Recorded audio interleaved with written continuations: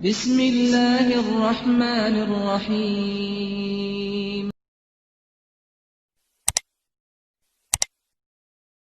Rasul yang pertama kali Allah utus ke bumi ini setelah Nabi Adam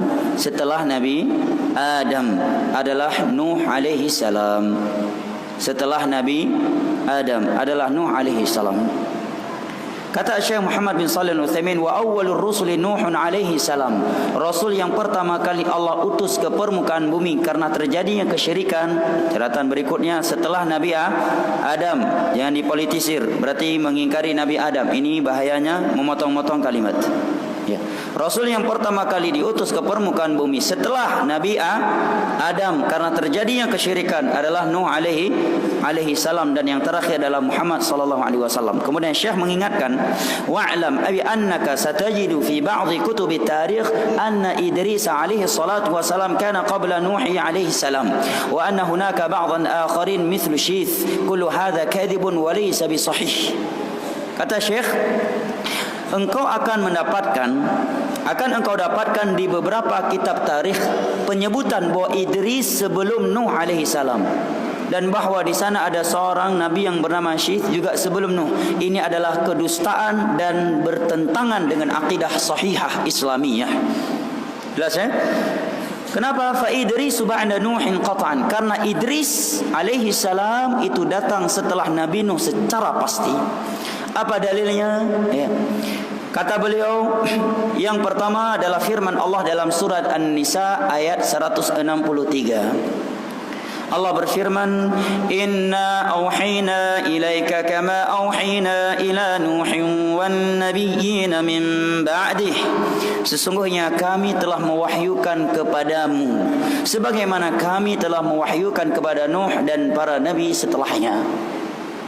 Kata Syekh, andai kata ada Rasul yang Allah wahyukan kepadanya karena terjadinya kesyirikan dan wahyu yang Allah turunkan kepadanya ada sebelum Nabi Nuh, maka akan Allah sebutkan selain Nabi Nuh.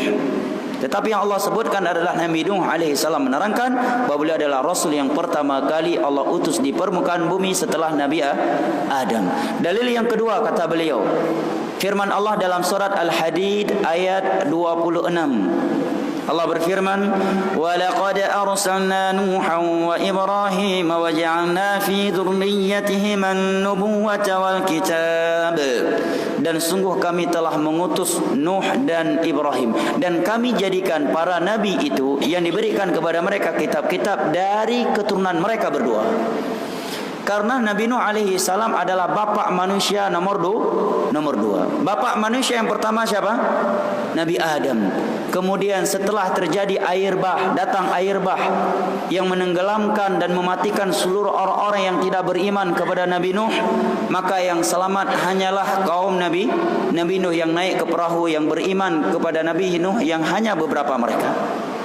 Dan para nabi yang datang setelah itu adalah dari keturunan Nabi Nuh. Beliau berdakwah alfasanatin illa khamsina ama, 1000 kurang 50 tahun, alias 950 tahun dakwahnya Nabi Nuh alaihi salam. Tayyib. Maka yang datang setelahnya adalah anak keturunan Nabi Nuh alaihi salam. Maka beliau katakan bapaknya manusia yang kedua setelah Nabi Adam.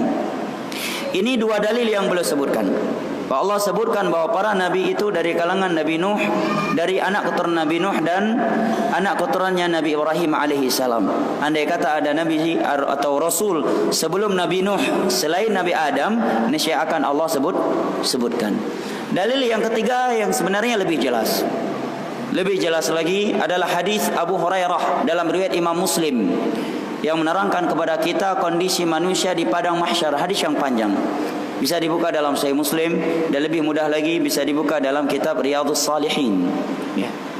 Di sana disebutkan bahawa di padang mahsyar ketika manusia dibangkitkan oleh Allah dari kuburan mereka, digiring ke padang mahsyar, tidak berpakaian sehelai benang pun, tidak beralas kaki dan tidak disunat, dan matahari sejarak 1 mil dari mereka, fayakunu nasu fil araq kaqadri ala qadri a'malihim, faminhum man yakunu ila ka'bih wa minhum man yakuna ila rukbatih wa minhum man yakuna ila haqwih wa minhum man yuljimul araqu iljama. Di antara mereka ada yang keringatnya sampai kepada kedua mata kakinya. Di antara mereka ada yang keringatnya yang sudah sampai ke lututnya. Di antara mereka ada yang keringatnya sudah sampai ke pinggangnya, dan di antara mereka ada yang sudah tenggelam dengan keringatnya. Sungguh enggak terbayang bagi kita, ada orang tenggelam dengan keringatnya, tapi yang di sampingnya ada yang tidak tenggelam. Inilah yang namanya ilmu hal yang gaib, yang kewajiban kita adalah mengimaninya. Walladzina yu'minuna bil ghaibi, yang Allah sebutkan salah satu dari kriteria hudal lil muttaqin, orang-orang yang bertakwa. Maka manusia mendatangi Nabi Adam alaihi salam menyatakan, innaka abul bashar, wahai Nabi Adam, engkau adalah bapaknya manusia. Karena seluruh manusia asal usul mereka adalah Nabi Adam alaihi salam. Memohonlah kepada Allah agar menyegerakan hisab kami. Maka Nabi Adam menjawab, laqad ghadaballahu alayya ghadaban lam yaghdab mithlah. Sesungguhnya Allah telah murka kepada aku dengan kemurkaan yang belum pernah seperti itu. Ya Allah melarangku dari sebuah pohon, kemudian aku memakannya. Maka Nabi Adam menyatakan, datangilah Nuh alaihi. Mereka pun mendatangi Nuh setelah itu. Maka manusia menyatakan, innaka awwalu rusulin arsalahu Allahu ilal ardh. Wahai Nabi Nuh, engkau adalah Rasul yang pertama kali Allah utus ke permukaan bumi. Maka memohonlah kepada Allah agar menyegerakan hisab kami. Sampai mereka datang kepada Nabi Muhammad SAW.